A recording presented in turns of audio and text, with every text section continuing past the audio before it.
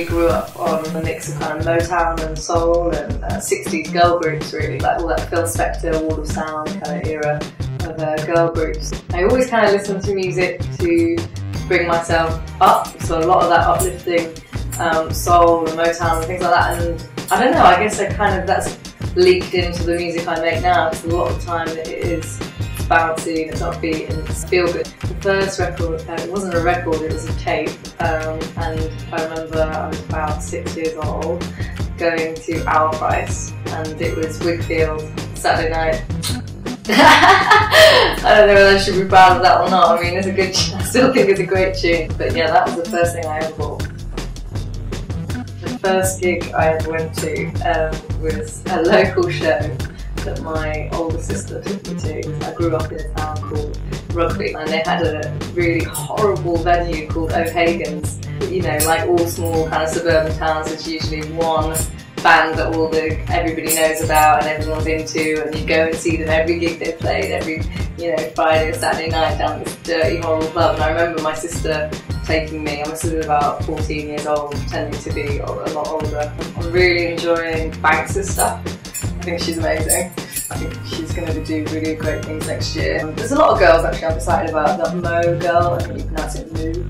She's amazing too. I really like the attitude behind that whole thing. From the boys, I've been really enjoying Footsie's output. I've also been working with him a little bit, so it's kind of nice to have a personal connection with him, but I think his record next year is going to be great. My favourite single of the moment, it's not really of the moment, it's been out a couple of months, but it's of two actually. There's a track by this girl called Chana called Romanticise. It's dead 80s, dead retro, but she's just got an amazing melody, and she's a great dancer, which I always I like. And look, there's also the song by M.I.A called I'm Not Dancing, I'm Fighting, and that's a killer tune, and that's out on the Greco-Roman label. Everything they seem to put out is stellar, so I try to keep tabs on what they're all looking.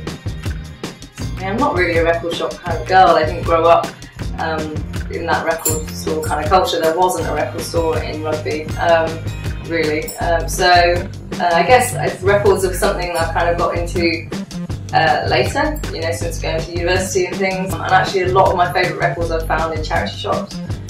Just going out and about and sourcing things, especially in little villages outside of London, like it's a tiny little village in Yorkshire is usually where you find some of the best records and clothes. I love doing charity shop shopping. There's some absolute gems to be found.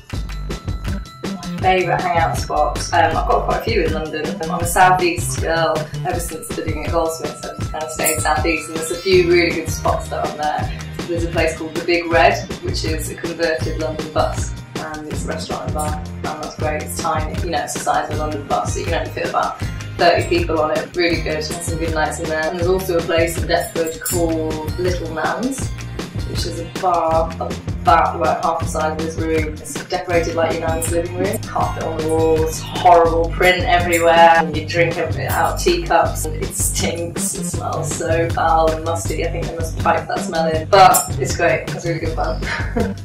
I got into custom digital printing, and a few companies have been doing that, getting one-off things custom printed. Not really a thing you could do on the whole thing printed. So I've actually got a few of those printed with Rocky the dog's face on it from the Feed the Boy video, and they look amazing. So that's my current favourite item of clothing. That big hip hop size, massive gigantic t-shirt with a dog's face on it. And I guess these are one of my favourite purchases. These are from a shop in Peckham. Basically the mecca of all things giant and metal, earrings and jewellery and everything else, but everything's 99p, so these don't last very long. We have to go and replenish my stock. The last place I travelled to was actually Barcelona. This was a couple of weeks ago, and we did a show not inside of Barcelona, about an hour and a half away, in a little town called Lleida, a little ghost town, and it was amazing. It was really fun and really bizarre actually, because we were doing kind of I guess it was an industry showcase thing, but then we had a show for the general public on the last day. There actually was a group of my fans there. Really bizarre, like a tiny group, about 6 people there that knew all the words to Double Trouble in a tiny town in the middle of Spain somewhere. And they bought me a few gifts and things, and that was really fun because it wasn't, it wasn't particularly cool venue. but the few people that were there knew my tune, which was bizarre. It's nice. I'm really looking forward to going to America for my first set of FEMME US dates. I've been there quite a lot in the past with other projects, but it's going to be my first time going there with my own solo project.